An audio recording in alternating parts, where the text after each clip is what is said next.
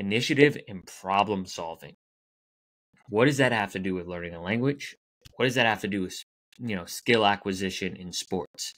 Well, in order to get great at a language, right? Right now, the current model in the US is we're just going to give you all this information, right? And so let's go back to what we were talking about with our conversation. I have to take initiative to learn the words that I need to know, right? Let's say, when I was interning, there are certain words I needed to know, right? Or in a certain conversation. So I have to go take initiative. I have to be a problem solver to then go learn how to say my name. I know how to say, I'm trying to just look around. I have new t-shirts today. Would you like to buy one? Right? I have to take the initiative. I have to go problem solve to go figure out how to say that. Now, it's the same thing with basketball skill acquisition. If we're always telling our players, like prescribing them the answers, or if we're always pitching the same pitch, we're not helping our athletes develop decision-making skills. And I'd argue that is going to be the most important, I'm not going to say the most, one of the most important life and job skills in all, the soft skills. You are listening to the Bridging Impact Podcast, transforming leaders on and off the court with host, Coach Furtado. Without further ado, let's dive in. Hello, everyone, and welcome back to another episode of the Bridging Impact Podcast. And in today's episode, I'm going to break down why and how learning a skill in sports is exactly like how we learn a foreign language, and why most sports trainers and coaches are going about it the wrong way, just like our U.S. education system goes about teaching language the wrong way. So what do I mean by that? Let's start with number one, the lack of experience or the lack of exposure. Okay, so I'm going to talk about language first and then translate it over to the sport of basketball specifically. And we can I'll come up with some other examples for other sports as well. So many of you, I took German in high school. Not many of you took German in high school, but many of you took a foreign language in high school, right? I also took Spanish in college. And so let's see, I did 4 years of German. All I remember is Wie heißt du? It's the only thing I remember. And Ich heiße Justin means, how are you? My name is Justin. It's all I remember for 4 years of German, right? Very ineffective, I would say. Now, number two, for Spanish. Okay, so I did 3 years of Spanish in college. Now, keep in mind, when I learned Spanish best, and for those that have learned the language as well, the best I ever spoke Spanish was the 2 months that I interned abroad, studied abroad, but it was an internship in Barcelona.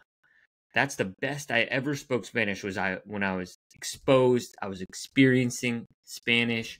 I couldn't always get away with it, right, with just speaking English. The best way to learn a language is through trial by fire, by being exposed. And it's the same thing if you're trying to become a better shooter in basketball. It's the same thing, right, if you're becoming a better basketball player. And I have a baseball example as well.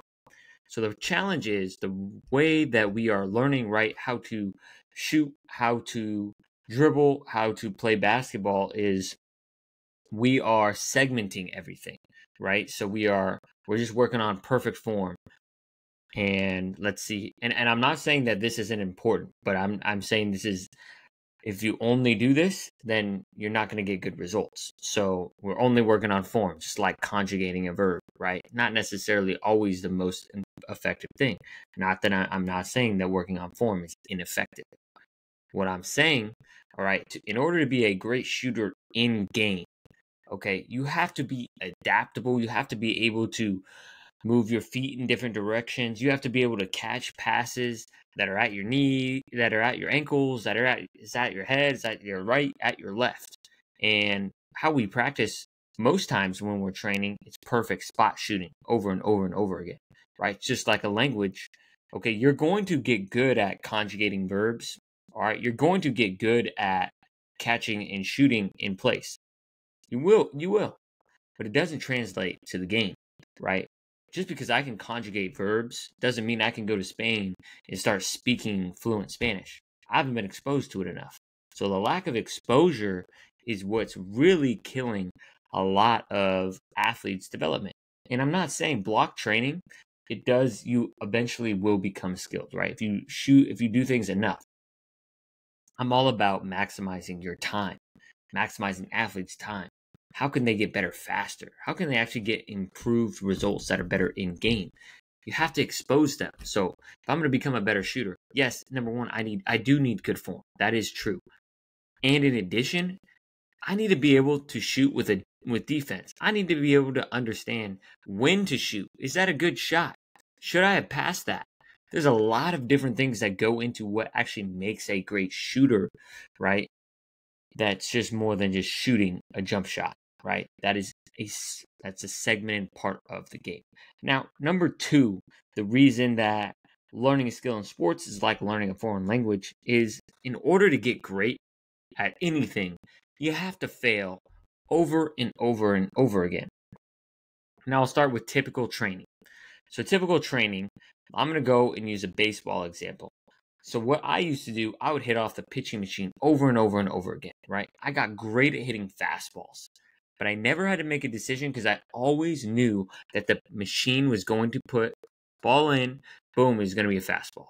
Now, what happens when you play high school baseball is, and I don't currently play it, but I do know that now they're throwing more curveballs than ever, right? So if I am really great at hitting a fastball, but I'm not working on hitting a curveball, I'm not going to be prepared in game if a pitcher is throwing me a curveball. So what's the best way to then practice? It's to fail. It's to put, if I was going to go back right in time, it would be to have two pitching machines right besides each other, or finding some sort of machine or some sort of person, right, that you don't know if it's going to be a fastball or a curveball. Well, you know what? You're going to fail more in practice. I bet I was launching it out of the park. When I knew it was a fastball every time, boom, man. I was building that confidence. I felt great. Well, the problem is that in game, that doesn't translate. It's not helping my decision making, right? It's something called perception action coupling. And you have to perceive and then act. So the act is the swing of the bat, the jump shot. Now, in a game, I'm going to come over to a jump shot, right? If I'm going to become a great shooter, I have to get blocked a few times. Oh, I got to be a little quicker. Oh, I got to set my feet, right? It takes time for our brain to learn. It's not just one session. It's over time. And with that, looking over to a foreign language, right? For me, when I'm having a conversation with someone in Spain who's fluent in Spanish, and I can piece together some sentences, and then I can say, "Cómo se dice?" So, how do I say this, right? That's going to help me when I going to talk to someone again, right? Like, let's say I wanted to know how to say, "I am reading this book today," right? I don't know if I know how to say that right now. I would have to ask them. But then, because I failed, right, I would have the opportunity to then learn from that failure and then, again, become better at speaking that language, right? I'm exposed to failure. I'm exposed to the language all around, right? And so when we're training, we want to make sure we're making training in more game realistic environments where we have to work on our decision making. That's what's really crucial. And lastly, initiative and problem solving. What does that have to do with learning a language? What does that have to do with, skill acquisition in sports? Well, in order to get great at a language, right? Right now, the current model in the US is we're just going to give you all this information, right? And so let's go back to what we were talking about with our conversation. I have to take initiative to learn the words that I need to know, right? Let's say, when I was interning, there are certain words I needed to know, right? Or in a certain conversation. So I have to go take initiative. I have to be a problem solver to then go learn how to say my name. I know how to say, I'm trying to just look around. I have new t-shirts today. Would you like to buy one? Right? I have to take the initiative. I have to go problem solve to go figure out how to say that. Now, it's the same thing with basketball skill acquisition. If we're always telling our players, like prescribing them the answers, or if we're always pitching the same pitch, we're not helping our athletes develop decision-making skills. And I'd argue that is going to be the most important, I'm not going to say the most, one of the most important life and job skills in all, the soft skills. AI is going to be able to do most hard technical skills eventually. Now, what it won't be able to do is have certain decision making and creativity and problem solving and initiative that a human can do. And maybe it can eventually, and I'm scared of that. And that's a podcast episode for a completely different platform. But you get what I'm saying. We need to develop great athletes who are decision makers and problem solvers. And so if you're like, okay, this all sounds great, Justin, but how do I implement this? You implement this through the constraint-led approach. And if you want to learn more about it, look up Transforming Basketball if you're in the basketball world, or if not, I would just look up constraint-led approach in whatever sport you are in. That is going to be the next best step for you. So I appreciate you all for listening. Reach out to me, contact me if you feel like you got something from this. Again, I create this content for coaches and parents to make a greater impact on their athletes. So again, I really appreciate everything you do, right? If you touch one person's life, that makes a difference. So keep going. Coach Furtado out. Thank you for listening to this episode of the Bridging Impact Podcast. We'd love it if you would like, subscribe, leave a comment and a review on whatever platform you're on. It's the best way to help us grow. We appreciate you for doing that. We'll shout you out on social media. I'd also love if you connected with me on social media. Let me know your thoughts. And this is why I do it. I want to share knowledge and wisdom from experienced leaders to people like yourself and myself, so we can have this dialogue and move forward, make an impact on the world. So stay tuned, stay subscribed. Cheers.